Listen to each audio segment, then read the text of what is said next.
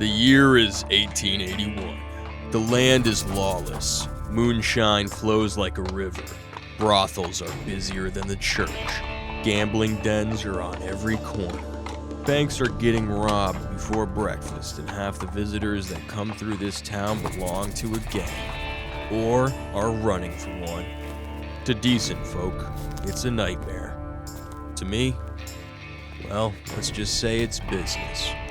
Every murderer, robber, or outlaw dumb enough to get his face printed on a poster is another chance for me to get paid. But not every criminal is equal.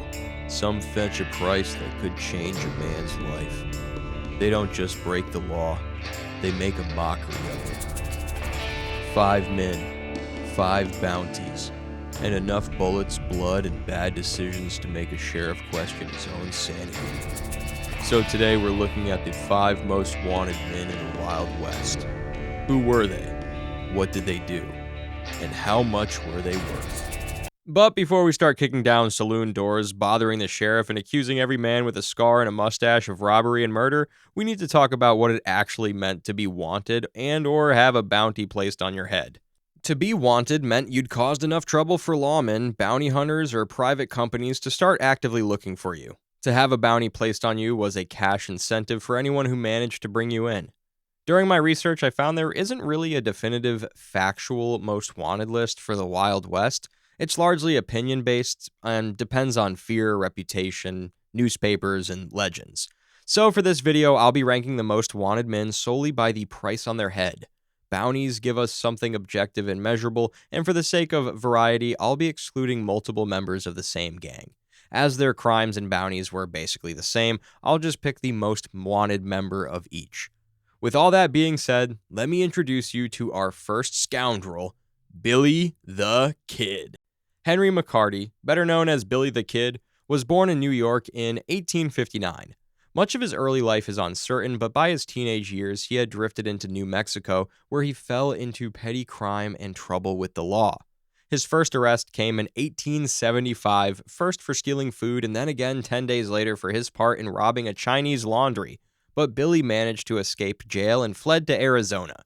His first known killing came in 1877, when a feud with a local blacksmith named Frank Cahill turned violent. Cahill allegedly attacked and pinned him down. Billy drew his pistol, fatally shooting Cahill. He was soon arrested. Billy managed to escape prison again. After that, he made his way back to New Mexico under the alias William H. Bonney. From there, Billy became tangled in the Lincoln County War, a violent feud between rival factions that turned business disputes into street killings. After his employer John Tunstall was murdered, Billy joined the Regulators, a vigilante group seeking revenge. He was later implicated in the killing of Sheriff William Brady, putting him firmly on the wrong side of the law. His bounty was only $500, that's roughly $16,000 to $17,000 in today's money, far lower than the others on this list, but Billy's legend was never really about the money, it was about the escapes, the shootings, and the way he seemed to slip through the law's fingers every time they caught him. That luck finally ran out in 1881. After being captured by Sheriff Pat Garnett in late 1880, Billy was tried, convicted, and sentenced to hang for the murder of Sheriff Brady. But before the sentence could be carried out, he escaped jail one last time, killing 2 guards in the process. For a few months, he was free again. But on July 14, 1881, Garrett tracked him to Fort Sumner, New Mexico. In the darkness of Pete Maxwell's house, Billy walked into the room and reportedly asked, "Who is it?" Garrett shot him dead. Billy the Kid was only 21 years old. $500 may not sound like much compared to the others on this list, but for a kid who died before most men had even started doing their own laundry, he bought himself one hell of a legend. Taking the number 4 spot is John Wesley Hardin, a Texas gunfighter with a $4,000 bounty and a body count that, depending on who you ask, was either historically impressive or medically concerning. Born in Texas in 1853, Hardin grew up in the chaos of the post-Civil War South, where violence, grudges, and bad decisions had a nasty habit of traveling in groups. Hardin's violent career started early. In 1867, during a schoolyard squabble, he stabbed another boy. By 15, he had killed his first man in Polk County after a chance meeting turned into an argument. From there, things didn't exactly calm down. Hardin fled north of Sumter, Texas, where he claimed to have killed 3 Union soldiers sent to arrest him, then killed another soldier within the year.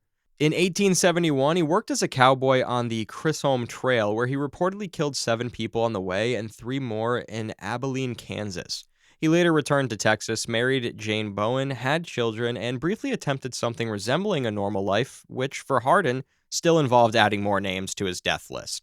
In 1874, Hardin killed Charles Webb, the deputy sheriff of Brown County. After that, Texas wanted him badly. With a $4,000 reward on his head, roughly $120,000 today, Hardin fled through Florida and Alabama before Texas Rangers finally caught him in Pensacola in August 1877. He was sentenced to 25 years in prison for Webb's murder. While locked up, Hardin studied law, became superintendent of the prison Sunday school, and somehow went from professional corpse maker to prison Bible monitor. He was pardoned in 1894 and admitted to the bar, but peace didn't last long. In 1895, Hardin moved to El Paso to practice law, but quickly found himself caught up in scandals, gambling, and old habits. He became involved with Buella Moroz, whose husband, Martin Moroz, was later murdered. Some accounts suggest Hardin had helped arrange the killing and that a dispute over payment or responsibility helped poison relations with the Selman family. Then Buella was arrested by John Selman Jr., the son of Constable John Selman. Hardin confronted the younger Selman over it and, according to some accounts, threatened or pistol-whipped him. That night, Selman's father came looking for him. He found Hardin playing dice at the Acme Saloon. Selman walked up behind him and shot him in the back of the head. Then, just to make sure the point had been made, he fired again. John Wesley Hardin died instantly, aged 42. After a lifetime of sending other men to the grave, he finally found someone quicker, or at least someone willing, to shoot first. Taking the number 3 spot is Bob Dalton, the leader of the Dalton Gang, former lawman and a man with a $5,000 bounty on his head. That's roughly $180,000 today, which is a lot of money for a man whose greatest criminal idea probably began with the phrase, "Hear me out." Robert Rennick Dalton, born in Missouri in 1869. Strangely enough, the Dalton story didn't start with crime. Bob's older brother Frank had a solid reputation as a deputy U.S. Marshal until he was killed in the line of duty by whiskey bootleggers. After Frank's death, Bob and Grat Dalton followed him into law enforcement, working around Fort Smith and the Osage Nation. But Bob did not stay on that side of the law for long. After killing a man in the line of duty, supposedly self-defense, and later getting involved in horse theft, Bob and Emmett fled west. In 1891, the brothers were linked to a failed Southern Pacific train robbery near Alila, California. They got no money, but they did get attention. Somehow they managed to fail the robbery, but succeed at starting a manhunt. Back in Oklahoma Territory, Bob became the leader of what would become the Dalton Gang. They robbed trains in Wharton, Lilita, Red Rock, and Adair, pulling in money, headlines, and enough law enforcement attention to make breathing a luxury. Then came the big idea. Bob wanted to outdo Jesse James by robbing 2 banks at once, in broad daylight, in Coffeyville, Kansas, a town where the Daltons were already known. Shockingly, this plan had 1 or 2 minor flaws. On October 5th, 1892, the gang rode into Coffeyville and split between 2 banks. The townspeople recognized them, armed themselves, and turned the robbery into a street battle. 4 townsmen were killed, but so were Bob Dalton, Grat Dalton, Bill Powers, and Dick Broadwell. Emmett Dalton managed to survive while sustaining 23 gunshot wounds. Apparently, death had clocked off for the day by the time they got round to Emmett. Across their major robberies, the Dalton gang took roughly $40,000 in usable money, with some reports putting the paper value much higher. That's somewhere in the region of $1.4 million to $1.5 million today. Bob Dalton was only 23. He tried to beat Jesse James and instead got buried under a gang marker in Coffeyville Cemetery. Taking the number 2 spot is Bill Doolin, leader of the Wild Bunch, also known as the Doolin-Dalton Gang, with a $5,000 bounty on his head. That is again roughly $180,000 today.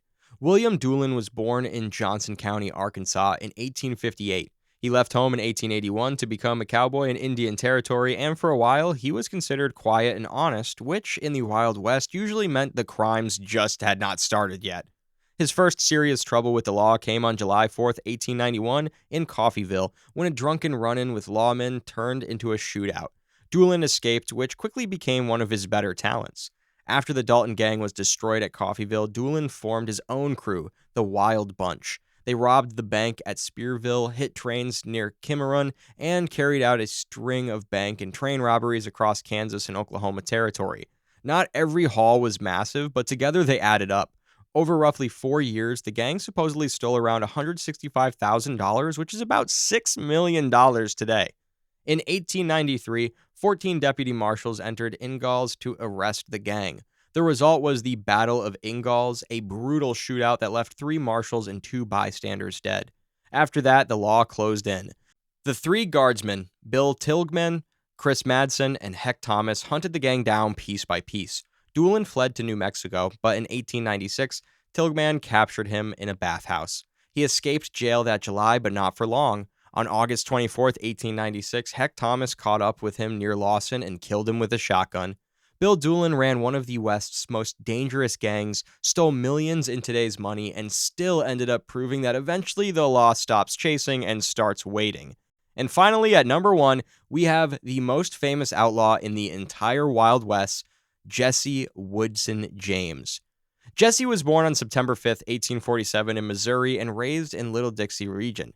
During the American Civil War, Jesse and his brother Frank joined pro-Confederate guerrillas known as bushwhackers, who were accused of atrocities against Union soldiers and civilian abolitionists. So when the war ended, Jesse did not exactly settle down and open a bakery. Instead, he and Frank slid into outlaw life, robbing banks, stagecoaches, and trains across the Midwest.